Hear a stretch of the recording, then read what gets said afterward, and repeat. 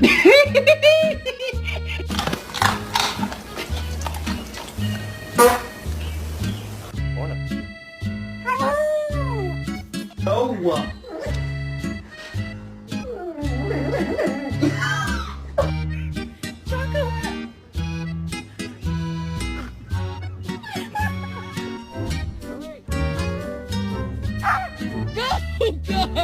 How are you coping with all the fame?